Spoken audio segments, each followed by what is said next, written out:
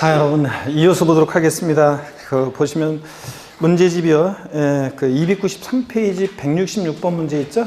요거는 조합원 입주권과 관련한 건데, 우리가 입주권은 양도세에서는 조합원 입주권은 주택수 계산에 포함하죠, 여러분? 주택수 계산에 포함하는데, 그럴 때 어떤 얘기인지 한번 보겠습니다. 여기 길게 나와 있는데 그냥 취지만 살짝 알고 가면 돼요. 조합원 입주권에 대한 것은 자세한 내용이 시험에 나온 적이 없어요. 그래서 한번 볼게요. 원칙적으로 있잖아요. 원칙적으로 1세대가 1주택과 1조합원 입주권이 있어요. 조합원 입주권을 보여합니다. 자, 그랬을 때 입주권은 주택이 아니잖아요. 그런데도 주택 수 계산에 포함을 시켜요. 그래서 1세대가 1주택과 1조합원 입주권이 있다가 이 주택을 양도할 때는 원칙적으로 1세대 몇 주택? 2주택 양도로 봅니다. 1세대 2주택 양도가 되는 거예요. 자, 그래서 원칙적으로는 이렇게 이런 경우에 과세가 됩니다. 그런데 예외가요 굉장히 많아요. 예외가 비과세 받을 수 있는 예외가 굉장히 많은데, 우리가 일시적 2주택부터 시작해가지고 1세대 2주택인데도 1주택 양도로 보는 특례를 쭉 배웠잖아요. 그래서 일시적 2주택, 상속으로 인한 1세대 2주택, 문화재 주택 특례, 또 우리 아까 문제에 만났지만 수도권 밖에 수주하는 주택 특례, 그 다음에 이런 것들이 있습니다. 그래서 수도권 밖에 수주하는 주택 특례, 장기 임대주택 특례, 장기 가정 어린이집 주택 특례 같은 이런 것들이 쭉 있어요. 그래서 그런 경우가 쭉 있는데, 노부모 동거무양으로 인한 1세대 주택, 혼인으로 인한 1세대 주택 있잖아요. 그거하고 비슷해요. 그거하고 비슷해가지고 한번 볼게요. 1세대가 1주택과 1조합원 입주권이 있는데, 그럴 때 요 주택을 양도했는데도 1세대 2주택이 아니라 1주택 양도를 보는 또 예외가 특례가 있습니다. 그래서 어떤 경우냐면 입주권 취득일로부터 종전주택을요, 요거 3년 내 양도하잖아요. 3년 내 양도를 하면, 그러면 1세대 1주택 양도로 봐요. 이거 891로 이사 가려고 하는 거니까, 재개발 재건축식으로. 근데 또요, 요 입주권 특례는 입주권 취득부터 종전주택을 3년이 경과돼서 양도했을 때도 또 부가적인 요건을 갖추면 또 비과세 받을 수도 있어요. 이 새로운 왜냐면 요 입주권 취득했는데, 왜냐면 여기가 이제 재개발이 늦어지고 막 그럴 수 있잖아요. 재건축이. 그래가지고 3년이 경과돼서 양도하는 경우에도 여기 이제 신주택으로 여기 이사 가가지고 1년 이상을 거주하고 어쩌고 하여튼 추가적인 요건을 갖추면 그러면 비과세 받을 수 있는 예외도 있습니다. 자, 그런 것들이 굉장히 많아요. 쭉 있습니다. 그래서 재개발, 재건축 사업 시행기간 동안에 재개발, 재건축 벌어지면 다 때려부시고 입주권 받아요. 근데 재개발, 재건축 사업 시행기간 동안에 임시로 살 집, 대체주택을 취득해가지고 여기서 대체주택에서 1년 이상을 거주하다가, 입주권과 관련해서는 거주가 나오면 무조건 1년 이상 거주거든요. 1년 이상, 거주 나오면 1년 이상 거주해요. 1년 이상 거주하다가, 요 완공된 신주택으로 세대 전원이 이제 이거 891로 이사 갈 때, 그럴 때, 추가적인 어떤 요건을 갖추면, 그러면 이 대체주택 양도했을 때 비과세 받을 수 있는 그 1세대 1주택, 1세대가 1주택과 1조합 주권이 있지만, 이런 때는 1세대 1주택 양도로 보는 그런 또 특례도 있고요. 등등 여러 가지 이제, 그런 예외들이 있습니다. 그래서 여러분 원칙과 예외에서 이런 정도만, 1세대가 1주택과 1조합 주권이 있다가 주택을 양도하면 원칙적으로 입주권도 주택수 계산에 포함하니까 1세대 2주택 양도로 본다. 다만 예외적으로 1세대가 1주택과 1조합 입주권이 있다 주택을 양도했을 때 비과세 받을 수 있는 예외도 됐다시 많다더라. 이렇게만 알고 가시면 되겠습니다. 자, 그러면 한번 볼게요. 문제 166번 문제입니다. 1번에 보니까 도시 및 주거환경 정비법에 따른 주택 재개발 사업 또는 주택 재건축 사업 시행기간 동안에 임시로 살 집이 필요하죠. 거주하기 위해서 다른 주택을 취득하는 경우로서 같은 법에 의한 사업계획에 따라 취득하는 주택으로 세대 전원이 이사하게 되는 경우로서 1년 이상 거주한 대체주택, 항상 이 주택에서, 대체주택에서 몇 년 거주했어야 돼? 1년 이상이요. 하여튼 거주 나왔다 입주권에서 1년 이상 거주입니다. 거주한 대체주택을 양도할 때는 비과세를 적용한다. 임시로 살 집이니까 이거. 2번이요. 국내에 1주택을 소유한 1세대가 종전주택을 양도하기 전에 조합원 입주권을 취득함으로써 일시적으로 1주택과 1조합원 입주권을 소유된 경우에 종전주택 취득한 날부터 1년 이상이 지난 후 조합원 입주권을 취득하고, 그 조합원 입주권을 취득한 날부터 3년 이내 종전주택을 양도할 때는 부득이한 사유가 있으면 괜찮고요. 1세대 1주택으로 봐서 비과세를 적용한다. 그래서 금방 내가 일시적 2주택, 입주권 취득으로부터 3년 내 종전주택 양도할 때 이런 것들. 그 다음에 3번. 도시 및 중앙지역 정비법에 따른 주택 재개발 사업 또는 재건축 사업의 관리처분 계획에 따라 취득하는 주택이 완성된 후 2년 내 종전주택을 양도했을 때 1주택으로 비과세를 적용한다. 이거는 2번하고 3번하고 다 이어지는 얘기들이에요. 4번 봅니다. 조합원 입주권을 상속받은 경우라면 본인 의사 관계없이 취득한 것이므로 조합원 입주권을 양도하는 경우 1세대 1주택 비과세 규정을 적용한다 그랬는데, 여러분 어느 텔 먼저 양도해야 돼요? 일반 주택, 상속으로 인한 1세대 주택은 여기 보세요. 우리가 상속으로 인한 1세대 주택은 원래 앞에서 상속으로 인한 1세대 주택은 일반 주택이 있어요. 이 일반 주택은 상속 개시 당시 보유했던 주택이어야 되는데, 상속 개시 당시 보유했던 주택이어야 되는데, 자, 주택 하나를 나중에 상속을 받아서 1세대 2주택이 됐을 때 내 의지로 소유하게 된 게 아니잖아요. 근데 여기서는 지금 이게 뭐로 바뀌었어요? 조합원 입주권으로 바뀐 거예요. 조합원 입주권을 상속받았어요. 자, 그랬을 때는 조합원 입주권을, 자, 그래서 1세대 2주택이 됐을 때 어느 텔 먼저 양도해야 한다? 이 일반 주택을 먼저 양도할 때, 이것을 먼저 양도할 때 1세대 1주택 양도로 봅니다. 자, 그런 거지.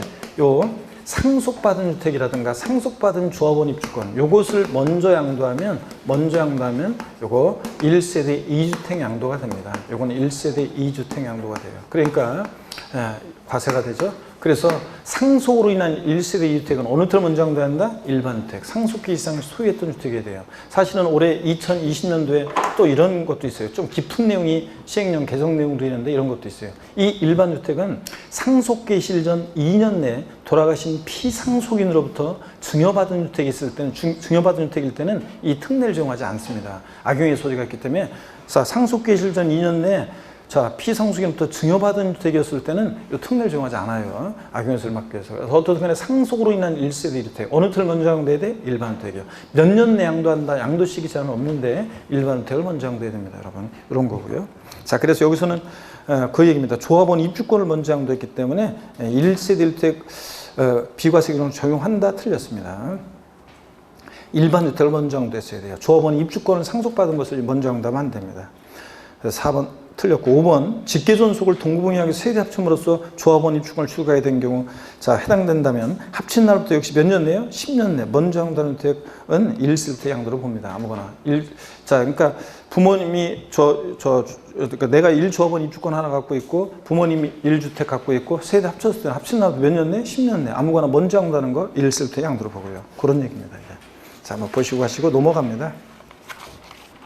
또 가시면 167번 문제 있죠? 별표 시험입니다. 167번 문제 별표 시하시고 보겠습니다. 소득세법상 고가주택에 관한 설명으로 틀린 것은 그랬습니다. 1번에 양도소득세에서 고가주택이란 면적 기준에 관계없이 주택과 그 부토지 양도 당시에 실거래가액이 얼마요?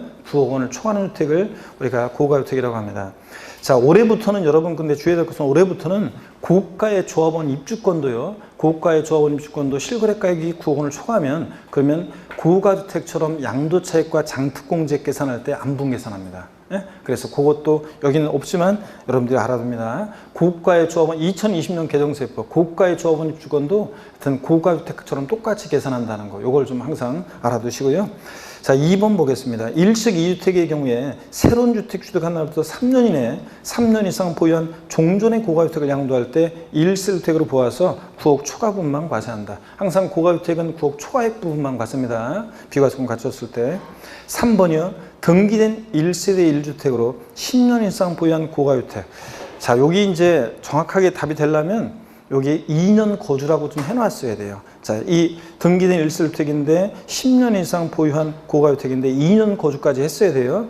에 대해서는 장특공제를, 자, 양도 차익에 보유연수의 2%가 아니라 8%씩 적용해서 확대 적용해서 24%부터 80%까지 확대 적용합니다. 10년 이상 보유했을 때 최대 몇 프로까지? 80%까지. 근데 우리 1세대 1주택인데 양도세 요거 장특공제요. 24에서 80%까지 확대 적용을 받으려면 이 1세대 1주택은 몇 년 거주해야 한다? 2년 거주해야 한다는 거, 올해부터. 예? 그래서 그래야지 확대 적용, 24에서 80% 확대 적용 받을 수 있지. 장특공제 공제를 2년 거주를 못했다 그러면 일반적인 공제만 받아요. 6에서 30%까지만.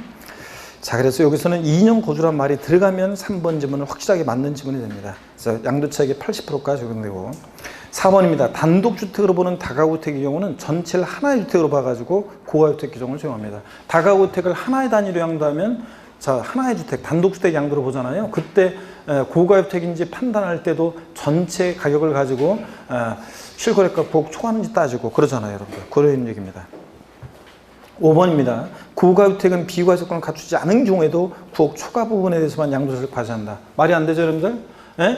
자, 1세대 1주택 비과세 요건을 1세대 1주택 양도소득세 비과세 요건을 충족했을 때 이게 고가주택이다. 그러면 고가주택이다. 그러면 이제 그랬을 때 1세대 1주택 비과세 요건을 충족했는데 이게 실제 양도한 가액이 10억이다. 그러면 고가주택이란 말이 없어도 얘는 고가주택이고 필요경비가 만약에 취득가액 등 기타 필요경비가요. 보세요. 취득가액 등 기타 필요경비가 만약에 8억 원이다. 자, 그러면 8억 원이다. 그러면 자, 실거래가액 9억 원을 기준으로 해서 9억 원을 기준으로 해서 자, 비과세 조건을 충족했을 때 이제 이게 만약에 이렇게 할까요? 보유기간을 만약에 5년 보유로 했다고 할게요. 5년 보유요. 자, 조정상 지역 여부는 고려하지 않고요. 5년 보유했다. 자, 그럼 비과세 조건을 충족했을 때 9억 원까지는 비과세고 9억 초과액은 과세잖아요. 그러잖아요, 여러분들. 그래가지고 고가주택은 이제 과세가 되는데 다만 9억까지는 고가주택이 아니기 때문에 비과세 주기 때문에 양도차익 계산할 때 안 분하는 거잖아요. 그래서 전체 양도차익, 양도가액 필요경비 8억에서 뺀 2억 전체 양도차익 곱하기 양도가액분의 양도가액 마이너스 9억 원 이렇게 계산하잖아요. 그래서 요거 9억까지 비과세인 걸 빼기 위해서 1이니까 10분의 1이니까 2억에 10분의 1이니까 양도차익은 얼마고? 2천만 원 이렇게 구하잖아요. 여러분 장기 포인트별 공제는 자, 또 안분 계산하는데 전체 일반적인 장기 포인트별 공제 곱하기 양도가액분의 양도가액 마이너스 9억 원 이렇게 안분 계산해요. 장특공제도. 그런데 그렇게 할 필요 없이 제가 그냥 안분 계산에서 구한 이 양도 차익에다가 바로 장특공제 공제를 적용하면 돼요. 자, 양도세 과세는 1세주택 요거 2년 거주했다는 전자에서 5년 보유하고 2년 거주했다는 전자에서 거주를 했다. 그런 전자에서 보유연수에 몇 프로씩 적용합니까? 장특공제는 8%씩이요. 자, 8%씩 적용하니까 5년 보유했으니까 5, 8, 40, 40%예요. 2천만 원에 40%는 얼마입니까? 248 얼마예요? 800만 원, 248 800만 원이잖아요. 이렇게 해서 장특공제를 구하고 자, 안분해서 구한 양도차익에다가 장특공제 공제율 보유연수 8%씩이요. 1세대이고 이거 2년 거주했다 그러면 8%씩. 그래서 이렇게 해서 장특공제 구하고 양도소득금액은 가필, 차, 장, 소니까 2천에서 800 빼니까 소득금액은 얼마고? 1,200만 원이고 이런 식으로 해서 1,200만 원이고 이런 식으로 해서 양도소득금액을 구합니다. 그래서 비과세권을 충족한 고가주택은 양도차익과 장특공제 계산할 때 안분 계산합니다. 제가 지금 안분하지 않고 바로 했는데 안분 계산한다 그러면 장특공제도 원래는 안분 계산합니다. 일반적인 장특공제, 그래서 양도차익, 전체 양도차익에다가 장특공제 공제율 40%, 5년 보유했으니까 5, 8, 40, 40%. 그러니까 2, 4, 8 얼마입니까? 8천만 원. 여기에 양도 가액분의 양도가액 마이너스 9억 원 이렇게 원래 안분하는 거예요. 그러면 1이고 8천만 원에 10분의 1이니까 장특공제액은 얼마입니까? 800만 원. 자, 결론 똑같잖아요, 여러분들. 이렇게 안분하는 거하고. 그래서 비과세권을 충족하는 고가주택과 고가의 조합원 입주권은 이렇게 양도차익 계산과 그 다음에 장기 보유통제 계산할 때 이렇게 안분 계산합니다. 여러분, 이런 겁니다. 자, 이렇게 이런 것도. 계산 문제 때문에 아우, 양도세가 너무 어려워요. 아우, 막 이런 분들이 많아요. 계산 문제를 안 풀어주고, 그래서 안 풀어주고, 아예 계산 문제는 하나도 안 풀어주고 제가 그냥 막 이렇게 하면은, 그러면 여러분들은 좋지. 양도소득세는 한 문제, 계산 문제가 세법은 계산 문제가 한 문제 나오는데 지방세에서 나올 때도 있고 28회 때 양도소득세 계산 문제, 29회 때는 지방세, 취득세에서 계산 문제, 30회 양도소득세 사례 문제가 나왔습니다. 그러면 제가 양도소득세 계산 문제는 한 문제밖에 안 나오니까 똘똘한 문제들 다 손 잡아준 다음에 맨 마지막에 시간 보고서 시간 될 때 사례 문제를 풀어야 되잖아요. 계산 문제 같은 것은. 딱 봤더니 간단한 게 아니라 계산을 막 해야 될 것 같으면 그런 거 나중에 풀어야죠. 그러니까 한 문제. 그러니까 별로 신경 안 써도 돼요. 합격에 당락에 영향을 안 미치니까. 그래서 부동산 학계로는 계산 문제 특강도 하고 그러지만 세법은 계산 문제 특강 할 필요가 있어요? 없어요? 없어요. 이론 배우면서 그냥 문제 풀이할 때 좀 연습하면 되는 거예요. 응용력 키우면서. 그런데 그래서 계산 사례 문제는 사실은 안 풀어주고 가고 싶은데 저도 그래야지 여러분들이 머리가 안 아프니까. 근데 계산 문제를 또 이런 걸 안 풀고 또 그냥 다 제끼고 이러면은 여러분 또 초등생들 중에는 뭐야 그냥 이런 거 하나도 안 풀어주고 말이야 뭐 이러면서 이러니까 풀어주는 거예요. 여러분들 공부하는 거예요. 근데 별로 여러분들은 신경 안 쓰셔도 된단 말이죠. 도저히 안 되겠다 그러면. 그래서 우리가 양도세가 어려워요 그런 분들은 사실은 양도세 어려워요 그런 분들은 이론 강의를 양도세 부분을 전체를 쭉 빠르게 한번 쭉 이제 심화 과정 같은 걸 한번 들어보는데 여러분들이요. 자, 공부할 때 목차를 우리 민법 우리 형님 누구야? 민법 우리 이종근 제가 딴 데서 제가 소개할 때 제가 이제 사회 보면서 뭐 이렇게 뭐 합격 설명이 뭐 하는 게 있거든요. 딴 데서 그런 데서 소개할 때 제가 자 민법계 리차드 기어 자 이종근 교수님 다 나오셨습니다. 자 한마디 하시죠 하면서 제가 소개하거든요. 자 그런데 맨날 제가 이제 우리 이종 교수님 이제 엄청 내가 막 띄워주지만 여러 가지 막 띄워주고 칭찬해주고 띄워주는데 이종 교수님 그러면 딱 보니까 저 잘 몰랐는데 보니까 맨날 무슨 입만 열었다 그러면 벽치기더라 벽치기 그죠? 벽치기 하더라. 그래서 제가 자 벽치기의 신공 자 벽치기의 신공 우리 이종근 박사님 나오셨습니다. 이러면서 맨날 제가 소개하는데 자 이종 교수님 보면은 뭐 벽에다가 목차 적어놓으라 그런 얘기 하잖아요. 우리가 사실은 그 공부할 때 있잖아요. 공부할 때 민법 같은 건 안 신쳐요. 이종 교수님 말이 맞는 게 뭐냐면 우리 공부할 때 항상 목차가 중요해요. 대목차, 소목차. 그래서 이 목차를 보면서 공부를 공부 처음 시작할 때도 목차를 보면서 아 이런 내용들이 나오는구나 이렇게 한번 보고 공부를 다 한 다음에 마지막에 또 우리가 뭐를 보냐면 목차를 보면서요.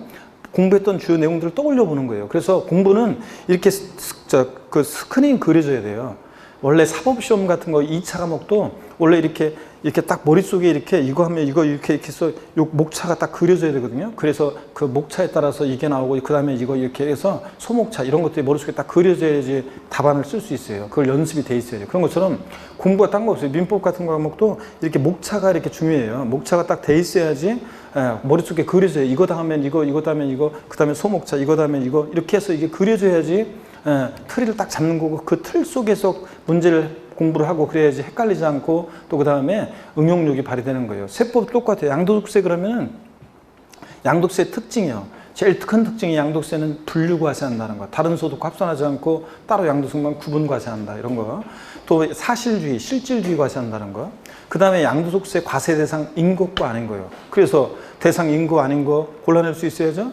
뭐 올해 같으면 특히 뭐 이주권은 부동산과 함께 항도하는 이주권이 대상이고 따로 이주권만 구분 계산하면 기타 소득이다. 뭐 이렇게 해가지고 등등 양도세 대상, 그 다음에 인것과 아닌 거, 그 다음에 양도소득세 양도에 해당하는 거, 해당하지 않는 거 쭉 우리 표 있잖아요. 특히 제 합격 노트나 이런 거 보시면 거기 다 정리가 돼 있어요. 양도에 해당하는 거, 해당하지 않는 거. 요거 그 머릿속에 쭉 떠올려 보면 양도에 해당하는 게 어떤 거였더라 쭉 뭐 있잖아요, 여러분들. 그래서 뭐 매매, 교환, 법인현물 출자, 대물 변제, 뭐 부담보 중에 쭉 나오잖아요. 이런 것들 해당하지 않는 거, 뭐 양도담보 목적으로 이전, 무상 이전 아니고 뭐 이렇게 해서 또 이런 거 있잖아요. 그러니까 개발 사업 등이 벌어지면서 판지총으로 지번 변경되는 경우 보류지 충당되는 경우 해당하지 않고 지분의 변경 없는 곡물 분할 양도에 해당하지 않고 지적 경계선 변경을 위한 토지관 해당하지 않고 이런 거 있잖아요. 그러니까 양도에 해당하는 거 해당하지 않는 거. 그 다음에 양도 및 취득 시기 원칙 대금 청산일인데 예외들 쭉 있었잖아요. 장기할 무조건 매매로 했을 때 뭐 각 할부금 주받는 때 아니라 뭐 중빠른 날, 수용 중빠른 날 이렇게 이런 것들. 그래서 목차로 양도 및 취득 시기. 또 그다음에 양도세 계산 과정 가필, 차장, 소, 기, 과 이걸 머릿속에 딱 잡은 다음에 양도차익 계산할 때 양도가액을 실거래가 하면 취득가액도 실거래가, 양도가액을 기준가 하면 취득가액도 기준가. 양도차익 계산할 때 원칙 실거래가라고 계산해야 되는데 불분명하다. 그럼 어떻게 했어요? 매감한계. 자, 양도가액 불명하다. 매감한계. 자, 취득가액이 불명할 때 추계일정 경정 어떻게 한다? 매감한계. 이런 거. 그 다음에 양도차익 계산할 때 취득가액을 실거래가가 하면 기타 필요경비는 자본적 지출과 양도비 합계액이고 그래서 필요경비 항목에 어떤 게 포함하느냐 안 하느냐 표, 어떤 거 포함되고 포함되지 않는 거. 그 다음에 또 양도책 계산할 때 취득가액이 불명하면 취득가액을 추계해서 정하는데 어떻게? 매감, 환기. 취득가액을 추계해서 매매사례 감정가액, 환산가액 적용할 때 기타 필요경비는 필요경비 예산 공제액을 적용한다. 근데 특별히 취득가액을 환산취득가액으로 할 때는 환산취득가액 플러스 필요경비 예산 공제 합계액과 실제 들어간 자본적 출액 양도비 합계액과 비교해서 둘 중 큰 거로 하고, 그 다음에 또 가필차 양도책 계산했어요. 장특공제 제일 중요한 것은 공제 대상 인거 아닌 거. 국내에 소지하는 등기되고 3년 이상 보유한 토지 건물 및 조합원 입주권 대상이다. 비소합목 토지 포함이고. 자, 조합원으로부터 취득한 조합원 입주권 제외하고. 조정상 지역 외 다주택은 다 되는데 조정상 지역 내 다주택은 안 되고요. 그죠? 그래서 국외 자산 안 되고 미등기 양도하면 안 되고 토지 건물 조합원 입주권 이외 자산 안 되고 조정상 지역 내 다주택 안 되고. 공제율 양도 차익에다가 공제를 적용하는데 일반적으로는 보유원 수에다가 2%씩 적용해서 6에서 30%까지다. 근데 양도세 과세되는 1실택은 자, 몇 년 거주까지 했을 때 2년 거주까지 했다 그러면 보유연수에 8%씩 적용해서 24에서 8%까지 적용한다. 이런 것들. 그 다음에 기본공제, 가필차당 소득금액 구했어요. 공제에서 과세 비중할 때 기본공제는 뭐만 아니면 미등기 양도만 아니면 싹 다 깔아준다.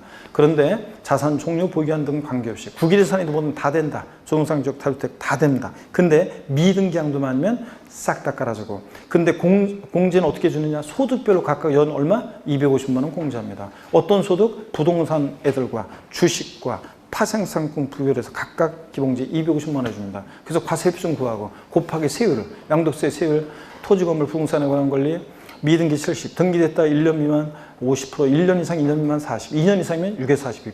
물론 동일한 대상이 2개 이상의 세율 다음에 그중 어떤 거? 또 큰 거, 각각 세율 중에서 계산해서 큰 거 적용하고 이런 거, 기타를 사는 좌우지간 초과 순세율이고 이런 것들 이렇게 해서 그렇게 그 줄거리를 이렇게 목차 이렇게 제목대로 이걸 떠올려 볼 수 있어야 돼요. 그렇게 해서 또 양도세 예정신고 납부, 양도소득세 예정신고 납부 기한, 양도에 속하는 말일부터 2개월 내, 주식 양도에 속하는 반기 말일부터 2개월 이내, 토지거래 허가구역 내 토지를 양도할 때는 허가 전에 대금 청산되면 허가에 속하는 말일부터 2개월 이내, 부담부증에는 몇 개월? 양도에 속한 말일로부터 몇 개월? 3개월 부담부증에 이런 거. 확정신고 기한은 양도에 속하는 다음 연도 5월 1일부터 언제? 5월 31일까지고. 근데 예정신고 한자는 확정신고하지 않을 수 있는데 다만 누진세를 적용 대상 자산을 여러 번 양도할 때는 마지막에 합산해서 예정신고 안 하면 다음 연도에 확정신고 해야 하는 경우도 있다. 양도 차익이 없거나 양도 차선이 있는 때는 예정신고 해야 돼, 하지 않을 수 있어요. 해야 됩니다. 하지 않을 수 있다, 생략할 수 있다 다 틀려요. 양도 차익이 없거나 양도 차손이 발생할 때도 예정신고 해야 되고, 양도소득 과세표준 금액이 없거나 결손금이 있는 때도 확정신고 하여야 하는 거고요. 이런 거. 자, 이렇게 해서 이렇게 쭉 그 줄거리를 양도소득세 특징, 과세 대상, 양도에 해당하는 거 해당하지 않는 거, 양도 및 취득 시기, 또 그 다음에 양도차익 계산, 가필상수기과에 할 때 양도차익, 장특공제, 기본공제, 세율 이런 것들을 예정신고, 확정신고 납부 이런 것들을 쭉 목차대로 이렇게 해서 주요 내용만 딱 잡고 있으면 거기서 이제 거기서 대부분 다 되는 거고, 그 다음에 조금 깊은 내용, 디테일한 거 이런 것들 여러 개 될 때 그런 것들 조금씩 문제 풀면서 헷갈리는 것들 주워 담으면 됩니다, 여러분들. 아시겠습니까, 여러분? 이렇게 하면 어려울 거 없는데 양도세 막상 있잖아요. 하나도 모르겠어요. 양도세 어려워요. 하나도 모르겠어요. 이런 분들이 있어요. 그래서 제가 몇몇 걸 물어보면 대답을 한단 말이지. 그러면서도 어렵단 말이에요. 근데 계산 문제 같은 것은 신경 쓸 필요 없어요. 알았죠, 여러분들? 한 문제 나오기 때문에 신경 쓸 거 없고.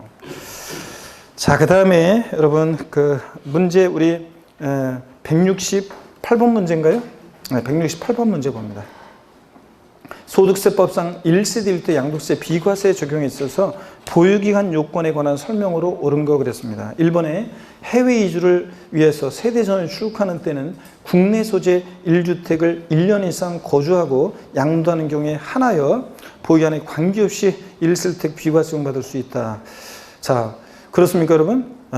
아니에요. 해외 이주를 위해서 출국하는 경우에는 이거 보유기간, 거주기간 관계없습니다. 그래서 1실택 비과세 적용받을 수 있어요. 1년 이상 거주하고 양도하는 경우에 하나여 이게 틀렸어요. 자, 보유기간, 거주기간 관계없이 1실택 비과세 적용받을 수 있는데 그 단 출구일 현재 1주택이고 출구일로 몇 년 내? 2년 내 양도하는 경우에 한해서 비과세지. 5년 내 틀렸어요, 여러분들? 자, 해외 이민이라든가 해외 출국은 출국일 현재 1주택이고 출국일로 몇 년 내? 2년 내 양도했는지 꼭 확인하라고 그랬잖아요. 그래서 앞동네, 뒷동네 다 틀렸는데 앞동네 틀린 것은 1년 이상 거주하고 양도한 경우에 하나에 틀렸고 5년 틀렸습니다. 2년 내 양도입니다. 2번 질문 보겠습니다. 295페이지 2번 질문. 취약, 질병에 의한 근무상, 산업상 형편 그 밖의 부득이한 사유에 의해서 세대 전원이 다른 시군으로 거주를 이전한 경우에 거주기한 및 보유기한 관계없이 1실택 비과세 경우가 적용한다는데 여러분 이 부득이한 사유 양도 나오면 1년 이상 거주하던 주택을 취약, 질병에 의한 근무상 형편, 학교 폭력으로 인한 부득이한 사유 양도하고 다른 시군으로 세대 전원이 주거를 이전했을 때 2년 미만 보유도 비과세라고 그랬잖아요. 반드시 1년 이상 거주했어야 됩니다. 그래서 거주기한 때문에 틀렸고 3번 봅니다. 민간임대주택 특별법에 따른 건설임대주택을 1년 전에 취득하여 양도, 그러니까 보유기한이 2년 보유를 못했어요. 해당 건설임대주택의 임차일로부터 해당 주택 양도일까지 기간 중 세대 전원이 거주, 가로 안에 부득이한 사유가 있으면 괜찮고 한 기간이 몇 년 이상? 5년 이상인 경우에 비과세 받는다. 그렇죠? 건설임대주택 특례는 해당 건설임대주택의 임차일로부터 양도일까지 거주기간 몇 년? 5년 이상일 때. 그 다음에 4번입니다. 공공사업용으로 주택의 일부나 전부가 수용될 경우에요. 특히 일부가 수용되는 경우에 그 잔존주택 및 부수토지 잘 안 팔리잖아요. 잔존주택은 몇 년 내 수용일로부터 5년 내 양도할 때 그러니까 관계없이 비과세입니다. 여기서는 2년 내 양도하는 경우에는 그랬는데 5년 내 양도니까 그 범위 안에 들어오잖아요. 그래서 2년 내 양도하는 경우에만 이렇게 만자 들어가면 확실하게 틀린 건데 그 사람들 그럼 5년 내 양도하면 비과세잖아요. 자, 그래서 조금 오해 소지가 있습니다. 만자가 들어가면 더 좋은데 2년 이내 양도하는 경우에만 그러면 틀리는 거예요. 자, 보유기한에 관계없이 비과세 받을 수 있다. 이거 수용의 경우 1세대 1택이 수용을 당했다. 보유기한 거주기한 관계없이 비과세예요. 수용. 내 의지로 양도한 거 아니잖아요. 2년 미만 보유에 대한 정당한 사유가 된다. 근데 다만 일부 수용의 경우에 남게 된 잔존 부분은 수용일로 몇 년 내 팔아야 한다? 5년 내 양도할 때 비과세 받을 수 있습니다. 5번은 계속 반복되네요. 1년 이상 계속해서 국외거주를 필요하는 취약이나 근무상 형편으로 세대전을 출국할 때 보유기한에 관계없이 비과세 받을 수 있는데 다만 출국일 현재 1주택이고 출국일 몇 년 내요? 2년 내 양도해야죠. 자, 이런 거고. 그 다음에 169번 문제는 또 역시 뭐 종합 문제로 나온 건데요. 169번 문제도 한번 보겠습니다. 169번 문제. 소득세법상 양도득세 비과세에 관한 설명으로 옳은 것은 그랬습니다. 1번에 1세대 2주택인 자가 그중 하나의 주택이 법률 규정에 따라 권리처분계획 인가로 조합원 입주권이 된 경우에 다른 하나의 주택을 양도하는 경우 1세대 1주택으로 보지 아니한다 그랬는데요. 자, 여러분 우리가 입주권도 어떻게 한다고요? 주택 수 계산에 포함하잖아요. 그러니까 1세대 1주택으로 보지 않는다. 맞잖아요, 여러분. 네? 입주권 주택 수 계산에 포함하니까 1세대 2주택이잖아요. 1번 맞고요. 2번 보면 고유자가 그 배우자와 같은 주소에서 생계를 같이 하고 있다면 1세대로 보되 별거하고 있으면 각각 별도의 세로 본다. 그럼 다 별거하고 있다고 얘기하겠죠? 당연히 이것은 틀린 질문입니다.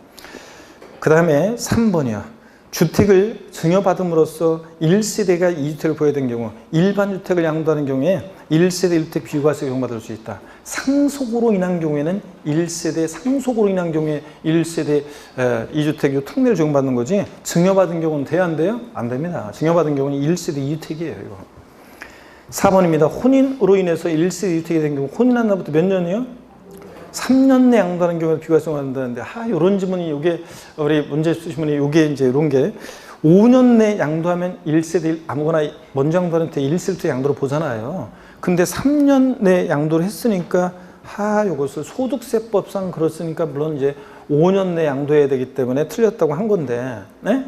근데 요거는 실전에서 이런 식으로 나오면 요거는 좀 오해 소지가 있습니다. 요거는 이의신청감이에요. 그래서 취지만 3년 이내 양도한 경우에만 이렇게 만자 들어갔다고 해서 요걸 틀린 지문으로 하시고요. 그렇죠? 만자 들어갔다고 해서 만자 집어넣고 틀린 것으로 하세요. 자, 5년 내 양도니까. 5번입니다. 상속에 의한 2주택이 된 경우 상속주택을 먼저 양도하는 경우 1세대 주택으로 본다. 상속으로 인한 1세대 2주택은 어느 주택을 먼저 양도해야 한다고 그랬어요? 일반 주택을 먼저 양도해야 돼요. 일반 주택. 수도권 밖의 수제주택 특례도 그렇고요. 이런 거 일반 주택을 먼저 양도해야 됩니다. 넘어갑니다.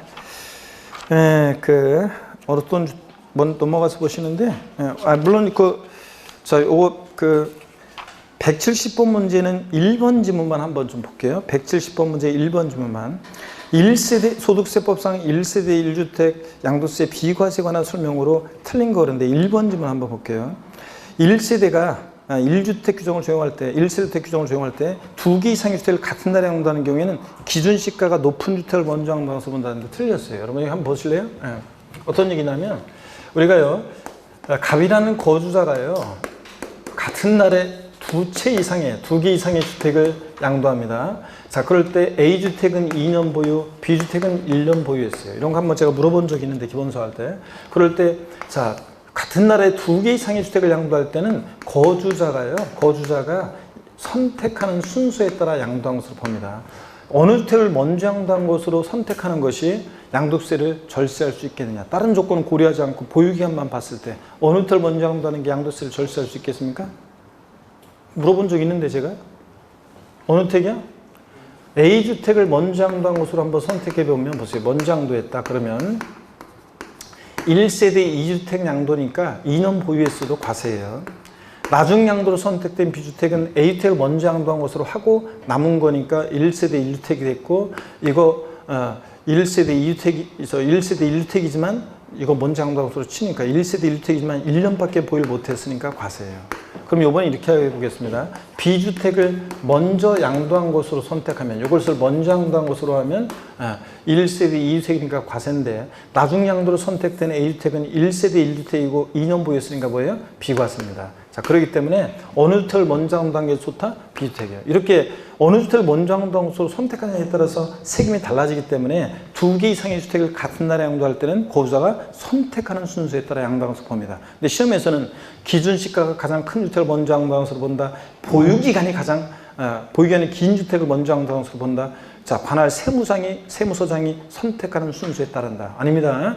자, 2개 이상의 주택을 같은 데 양도할 때는 거주자가 선택하는 순서에 따라 양도한 것으로 봅니다. 우리 같은 거주자가 양도 순서를 정할 수 있습니다.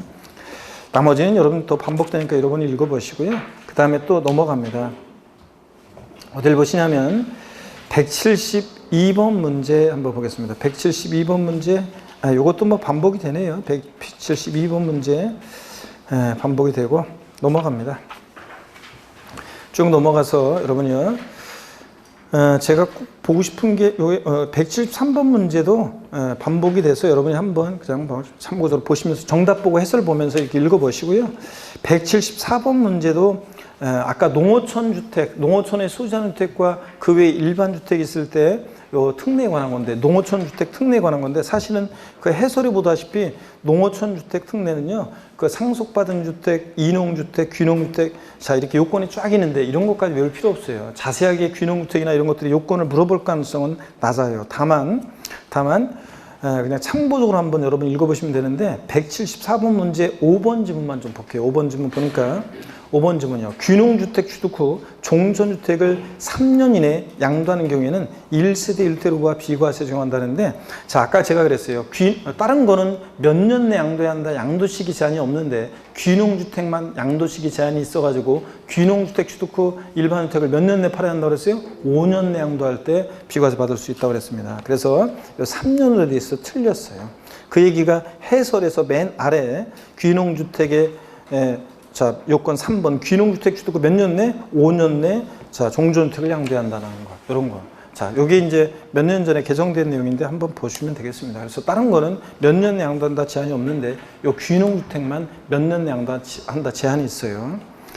그 다음에 175번 문제 한번 보겠습니다. 175번 문제는요, 이런 식의 1세대 1주택 비과세권 갖춘 겸용주택에 관한 과세, 비과세 면적 계산하는 요 문제가 26회 때 시험에 나왔어요. 옛날에 초창기 때 나왔다가 26회 시험 때 나왔기 때문에 또 나올 가능성이 낮습니다. 또 계산 문제가. 근데 다만 우리가 겸용주택을 그냥 이해하기 위해서 계산 문제를 보면 좀 이해하는 데 도움이 되니까 한번 보도록 하겠습니다. 175번 문제. 1세대 1대 요건을 충족하는 고지와 갑이 다음과 같은 단층 겸용주택, 주택은 국내 상시 주거용이며 도시형 내에 존재합니다. 7억 원에 양도했을 경우에 양도세가 과세되는 건물 면적과 토지 면적으로 오른 것은 그랬습니다. 단 주어진 조건 외에는 고려하지 않는다. 건물이 주택 면적이 80, 상가 면적이 120입니다. 120이고, 자, 이 전체 토지 면적은 800입니다. 그러면 여러분, 양도소득세 겸용주택, 우리 어떻게 배웠어요? 부등호, 주택이 클 때만 전부 주택, 주택 면적이 클 때 전부 주택이지, 작거나 같으면 주거부만 주택이잖아요. 그러면 여기서 지금 주택 건물 면적을 보세요. 80제곱미터 주택 면적은 비과세고 주거부만 주택이니까 상가 부분 120제곱미터만 보고 과세입니다. 그리고 그래서 과세되는 면적을 구하라고 그랬으니까 과세된 건물 면적 120, 과세된 면적 3개가 나와 있네요. 그러니까 과세되는 토지 면적도 구해야 되는데, 그러기 위해서는 비과세되는 토지 면적을 먼저 구해야 돼요. 그래서 여러분 어떻게 구하느냐, 여기 보세요. 어떻게 구하냐면 이렇게 합니다. 여기 보세요. 우리가 주거부만 주택으로 볼 때는 그 비과세되는 토지 면적은 어떻게 구하냐면 이렇게 구합니다. 이 전체 겸용주택의 토지 면적, 전체 면적이 얼마예요? 800이잖아요 지금. 전체 토지 면적 800 곱하기, 자, 건물의 연면적은 얼마예요? 80하고 120 합치니까 얼마예요? 200 분의 주택면적, 건물의 연면적 분의 주택면적은 얼마예요? 80이요. 그러면 약분하니까 4고 48, 30이니까 얼마예요? 320제곱미터. 요거하고 그 다음에 전체 겸용주택 토지면적 곱하기 건물 연면적 분의 주택면적 안분한 거하고, 그 다음에 또 겸용주택의 주택 정착면적, 주택면적이 얼마? 여기서는 80. 여기다가 도시지역 내에 있으면 5배, 도시지역 밖은 10배인데 도시지역이 있으니까 5배, 58, 40, 400 하고요. 비교해서 둘 중 어떤 거예요? 둘 중 적은 면적을 비과세합니다. 둘 중 적은 면적을 비과세합니다. 어떤 게 적어요? 320. 그래서 320제곱미터가 비과세됩니다. 그러면 비과세인데 과세되는 토지 면적을 구하라고 그랬으니까 전체 겸용주택의 토지 면적 800에서 비과세되는 면적 320을 빼요. 그럼 과세되는 면적은 얼마입니까? 480제곱미터. 요거 과세되는 면적입니다. 이렇게 하는 문제예요. 자, 그래서 건물에 있어서는 클 때만 전부 주택이지, 주택 면적이 작거나 같으면 주거부분만 주택이고, 그래서 주거부분은 비과세, 상가 부분은 과세고, 그 다음에 비과세된 토지 면적은 해설에 나온다시피 이런 식으로 하는 거예요. 주거부분만 주택으로 볼 때는 이렇게 안분해서 구합니다. 해설에서처럼 그 두 해설의 맨 아래 칸에 나온 것처럼 이렇게 계산합니다. 그 다음에 176번 문제 볼게요. 이건 어떻게 하는 거냐면 보세요. 이건 또 반대로 소득세법상 1세대로서 양도세 비과세상에 해당한다. 하지만 그 주택의 일부가 다음과 같이 점포로 이용되는 경우 해당 부동산 중 대지의 양도세 대상 범위는 그랬습니까? 과세되는 면적을 구하라는 건데, 대지 면적이 800이고 건물의 면적 100인데 주거용 면적이 60이에요. 그러면 주거 외 면적이, 상가 면적이 40이라는 얘기잖아요. 그러면 부등호 주택이 클 때만 전부주택, 주택면이 크니까 건물에 있어서는, 자, 건물은 전부 다 비과세입니다. 과세된 면적이 없어요, 건물은. 근데 여기서 과세되는 토지 면적, 대지 면적을 구하라고 그랬으니까, 자, 그때 전부주택으로 볼 때는 어떻게 구하냐면요. 302페이지 거기 해설에 나와 있는 것처럼 전부주택으로 볼 때는 또 이렇게 계산해요. 보세요. 어떻게 계산하냐면 전부주택으로 볼 때는 이렇게 계산합니다. 전부주택으로 볼 때는 먼저요. 겸용주택의 총 토지 면적이 얼마예요? 여기서는 지금 총 토지 면적이 얼마입니까? 800제곱미터입니다. 800 총 토지 면적 이거 하고요. 자, 그 다음에 주택 정착 면적이요. 주택 정착 면적이 지금 60에다가 아까 전부주택으로 본다고 그랬으니까 전부주택으로 보니까 상가 면적하고 합치니까 전체 면적, 주택 면적이 얼마예요? 100제곱미터입니다. 여기서는. 여기다가 도시지역은 5배. 그러니까 얼마예요? 500제곱미터. 둘 중 어떤 거를 비과세하냐? 둘 중 어떤 거예요? 적은 거예요. 둘 중 적은 면적을 비과세합니다. 그러니까 비과세되는 토지 면적은 얼마예요? 500이에요. 그럼 500제곱미터가 비과세니까 과세되는 토지 면적을 구하라고 그랬으니까 전체 겸용주택의 토지 면적 800에서 비과세되는 면적 500을 빼요. 그러니까 과세되는 면적은 몇 제곱미터? 300제곱미터만 요거 과세되는 면적입니다, 여러분. 이렇게 구하는 문제입니다. 이해되십니까, 여러분? 요거. 자, 이렇게 해서 과세되는 대지 면적은 300입니다. 3번 이렇게 구하는 거예요. 왜냐면 전부주택으로 볼 때는 주택 정착 면적이 전부주택으로 볼 때는 60에서 40 주택 면적 60, 상가 면적 40인데 전부 주택으로 보니까 자, 주택 면적은 100제곱미터가 되는 거예요. 전부 주택으로 보니까. 이런 문제였습니다. 한번 됐습니다. 한 번만 이해하면서 자, 겸용주택 나왔다. 이제 모망적 계산 문제 나왔으니까 또 나올 가능성이 낮고 양도세 1세대 1택 비과세금 갖춘 겸용주택 나왔다. 모망적해 부등호 주택이 클 때만 전부 주택. 요것만 잘 기억합니다. 주택 면적 클 때는 전부 주택이고 작거나 같으면 주거분만 주택이다. 요걸 잘 아시면 되고요. 나머지 177번 문제, 그 다음에 178번 문제 뭐 이런 것들이요. 지금 반복해서 이렇게 다 나옵니다. 여러분이 읽어보시면 돼요. 여러분들이 한 가지만 잠깐만요. 허위계약서 작성과 관련해서도 관련해서 문제를 한번 풀었었는데 풀었구나. 그럼 됐습니다. 여러분이 한번 쭉 읽어보세요. 나머지 문제들 다 여러분이 한번 쭉 읽어보시면 되겠습니다. 다 반복해서 나오기 때문에 여러분이 한번 쭉 읽어보세요. 자, 종합 문제로 쭉 나오는 것들이고 여러분이 읽어보시면 되겠습니다. 이렇게 해서 우리가 비과세에 관한 문제는 이 정도 우리가 보겠습니다. 자, 그래서 양도세 비과세는 여러분 보세요. 비과세 소득의 종류요. 비과세 소득의 종류. 먼저 일정한 농지 파산 선고에 의한 처분으로 발생한 소득 비과세한다고 그랬습니다. 그죠? 또 일정한 농지 교환 또는 분합으로 인한 소득 비과세입니다. 또 지적 제조세에 관한 특별법 규정에 따라 경계 확정으로 면적이 감소돼서 지급받은 조정금은 주는 주체가 공적기관이니까 감소돼서 지급받은 조정금 뭐한다? 비과세한다는 거. 지적공사장 면적이 증가돼서 징수당한 조정금은 양도세 계산 시에 취득가액에 포함한다, 포함하지 않는다? 포함하지 않는다. 자, 그래서 지적공사장 면적이 감소돼서 지급받은 조정금은 비과세. 그 다음에 1세대 1주택과 그 부토지 양도에 의한 소득을 비과세한다고 그랬습니다. 그래서 여러분, 그럴 때 1세대 1주택 비과세는 고가주택 제외입니다. 또 주택과 함께 양도되는 일정 면적까지 주택 부토지 양도에 의한 소득을 비과세하는데 비과세되는 주택 부토지 범위가 주택 정착 면적의 도시요금 몇 배? 5배. 도시요금 몇 배? 10배까지 비과세한다는 거. 그 다음에 또 1세대 1주택 비과세에서 고가주택은 항상 제외입니다. 실거래가액 9억 원 초과하는 고가주택은 비과세 폐지되고 과세가 되니까. 그 다음에 1세대가 근데 배우자와 함께 원래 1세대를 구성하는데 배우자와 함께 1세대를 구성하는데 배우자 없이도 단독 세대 구성하는 경우도 있어요. 아까 여기 없었지만 문제집이 없었지만 보세요. 나이가 몇 세요?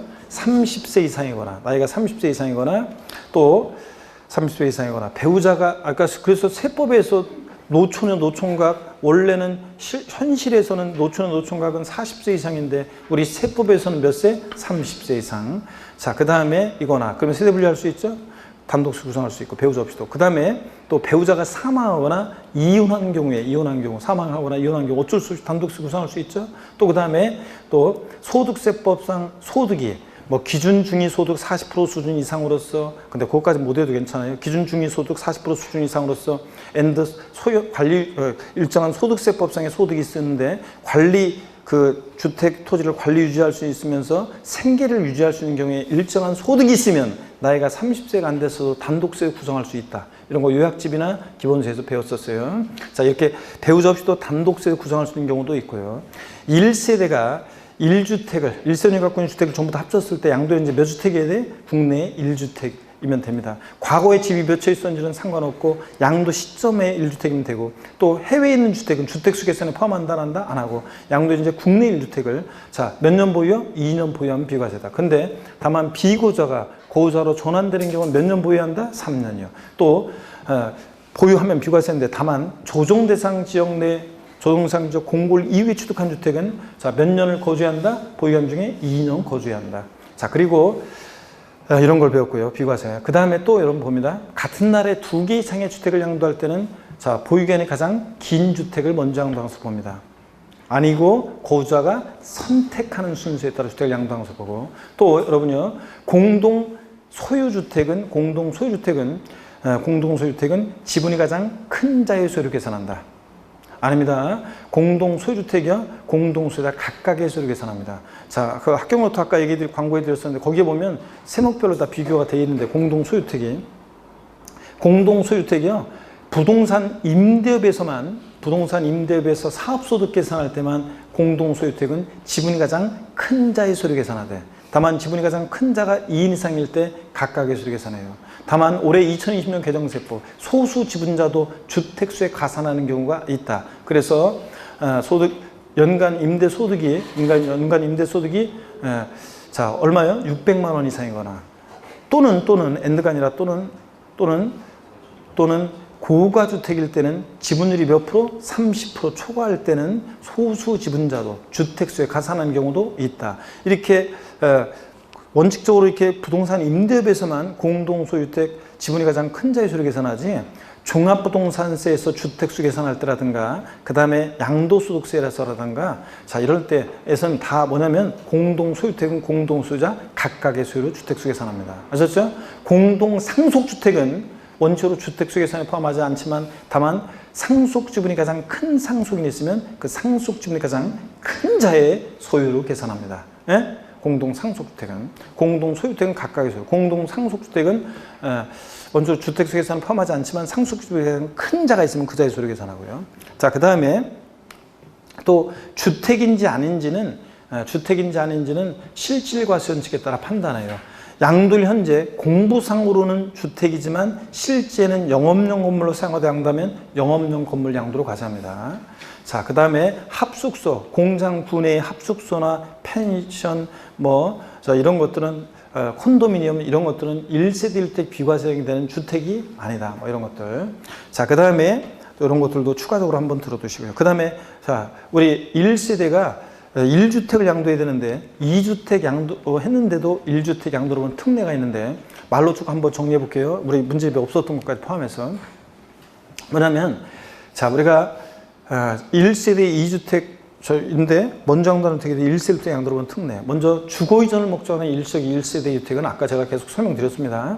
자 그러니까 종전주택 취득 후 몇 년 후에 신주택을 취득했어야 돼요? 1년 경과된 후에 신주택 취득했어야 되고 신주택 취득부터 종전주택을 몇 년 양도하면 3년 양도하면 1세대 양도로 봅니다. 다만 둘 다 조정상적에 있을 때는 신주택 취득부터 종전주택을 몇 년 내에 팔아야 돼? 1년 내 양도해야 되고 또 신주택 취득 후 1년 내 이사도 오고 전입신고까지 해야지만 1세대 1주택 양도로 봅니다. 그 다음에 또 여러분 보세요. 상속으로 인한 노부모 동부모로 인한 1세대 주택은 학관날로부터 몇 년? 10년 내. 혼인으로 인한 1세대 주택은 몇 년 내? 5년 내 먼저 양도하는 주택 1세대 양도로 보고요. 상속으로 인한 1세대 주택은 몇 년 양도한다 제한은 없는데 자 일반주택 상속기 당시 일반주택이 있고 주택을 상속받아서 1세대 주택이 됐을 때 어느 주택을 먼저 양도해야 돼? 일반주택을 먼저 양도해야지 상속받은 주택 먼저 양도하면 과세입니다. 또 이런 것도 있습니다 여러분. 수도권 밖에 소지한 주택 특례, 지방주택 특례인데요. 한번 보실래요? 지방주택 특례인데 한번 보세요. 수도권에 일반주택이 있어요. 자, 이것도 추가해서 한번 알아둡니다. 수도권에 일반주택이 있는데요. 여기 보세요. 수도권에 일반주택이 있고요. 일반주택이 있고, 지방에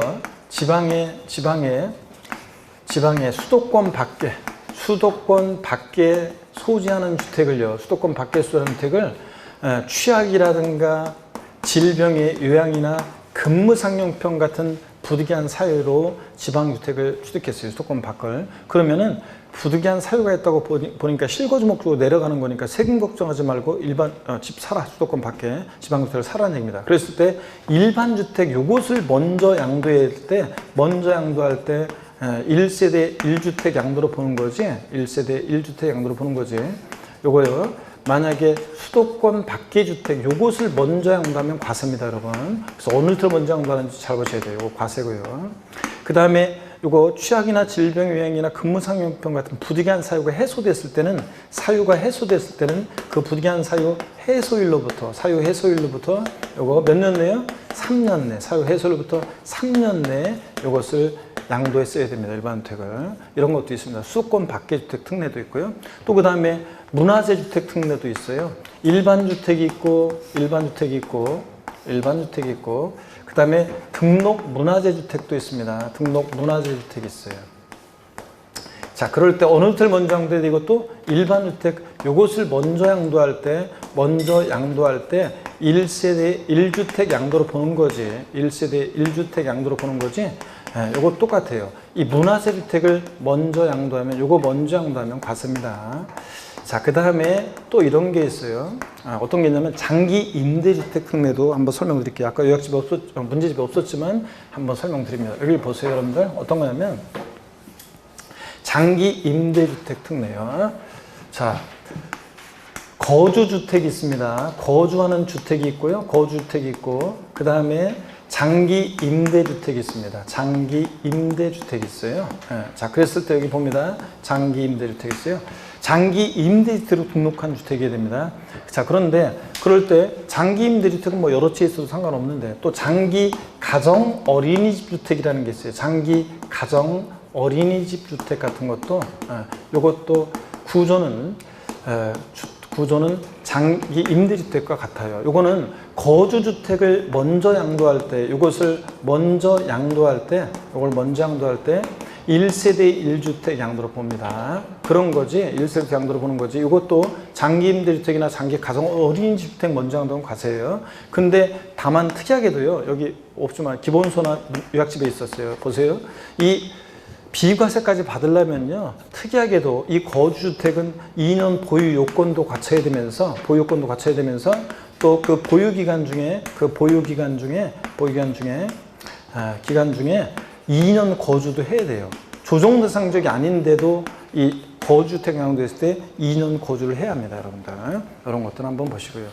자, 그 다음에 이 장기 임대주택은 연 임대료 증가율이 5% 넘으면 안 되고 뭐 이런 게 있습니다. 자, 그리고 좀 실생활과 관련해서 요거 한번 알아두면 또 좋은 게 이런 게 있어요.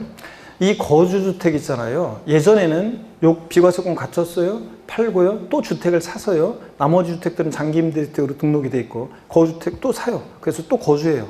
보유하고 2년 거주권 갖추고 그러면 또 비과세 받을 수 있었어요. 몇 번이든. 근데 이제 올해부터는요. 생애 최초로 양도하는 주택 딱 하나만, 한 번만, 요거 1회 한해서만 거주주택, 이 장기 임대주택 특례를 적용받아서 거주주택 양도할 때 비과세 받을 수 있는 거지, 이제 여러 번 안 돼요. 한 번만. 그런 규정들도 있습니다. 뭐 깊은 내용이지만 한번 이렇게, 자, 우리가 1주택이 2개인데도 1주택 양도로 보는 특례 우리가 쭉 봤습니다. 일시적 2주택, 너무 동공이하고 인한 1세대 주택, 혼인으로 인한 1세대 주택, 그 다음에 상속으로 인한 1세대 주택, 그 다음에 수도권 밖에 소지하는 주택 특례, 그 다음에 문화주택 특례, 그 다음에 장기 임대주택 특례, 그리고 아까 농어촌 소재주택 특례 같은 것도 배웠습니다. 그래서 여러분들, 그리고 2년 보유를 해야 되는데 2년 미만 보유했는데도 비과세 받을 수 있는 특례가 있는데요. 건설 임대주택 특례예요. 건설 임대주택 특례. 저를 봅니다. 물론 이제 조정 대상 지역에서 저 주택은 2년 거주까지 해야 되는데요. 어떤 거는 2년 미만 보이는데도 비과세 받은 특례가 있는데 건설 임대주택 특례예요. 건설 임대주택의 취득일로부터 양도일까지 거주기간이 5년 이상일 때 비과세 받을 수 있습니다. 그렇죠, 여러분들? 아닙니다. 건설 임대주택의 취득일이 아니라 임차일로부터 양도일까지 거주기간 5년 이상이면 취득일로부터 양도일까지 보유기간 따졌을 때 취득일부터 양도일까지 보유기간이 2년 미만이어도 비과세 받을 수 있습니다. 임차일로부터 양도일까지 세대 전원이 거주한 기간 몇 년? 5년 이상일 때. 또 1세대 1주택인데 1세대 1주택의 전부 일부가 수용을 당했다. 어쩔 수 없는 거죠. 나가 2년 부여하고 싶지 않았던 거 아니고. 그래서 1세대 1주택의 전부 일부 수용당한 경우에 비과세입니다. 다만 일부 수용의 경우에 남게 된 잔존 부분은 몇 년 내에 양도해야 한다? 5년 내에 양도해야지만, 자, 잔존 부분 비과세 받을 수 있다. 5년 내에 양도하면 잔존 부분도 비과세 받을 수 있다. 또 해외 이주법에 따른 해외 이주로 세전에 출국한다거나 1년 이상 취약이나 근무상 형편으로 국외에 거주하기 위해서 출국하거나 이럴 때는 출국일년제 1주택이면서 출국일 몇 년 내?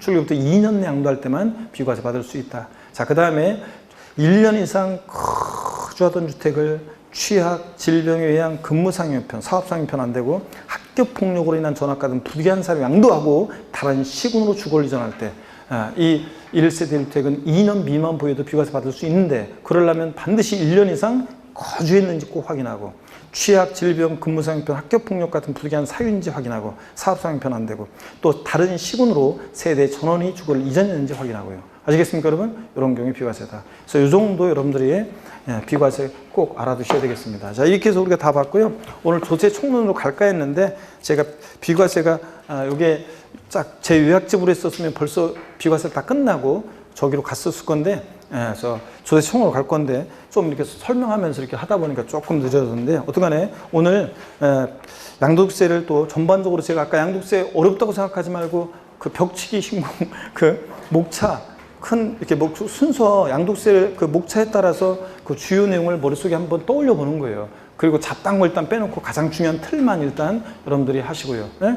그래서 포함하는 거, 포함하지 않는 거, 뭐 이런 것들을 필요 경비에 포함하느냐, 안 하느냐, 양도 해당하느냐, 안 하느냐, 이런 것들은 그 표를 보고서 여러분들이 포함하는 거, 포함하지 않는 것들을 머릿속에 또 떠올리면서 정리하시고요. 안 떠오르면 다시 한번 보고 이렇게 해서 큰 틀 속에서 이렇게 제목 흐름 속에서 틀을 잡으시면 양도세를 여러분들이 정리할 수 있습니다. 자, 그렇게 당부시고 다음 시간에는 이제 진도를 좀 많이 나갈게요. 조세 총론부터 해가지고 다음 주에부터는 진도를 좀 많이 나가도록 하겠습니다. 고생 많으셨고 다음 주에 씩씩한 모습으로 다시 뵙겠습니다. 여러분 고맙습니다.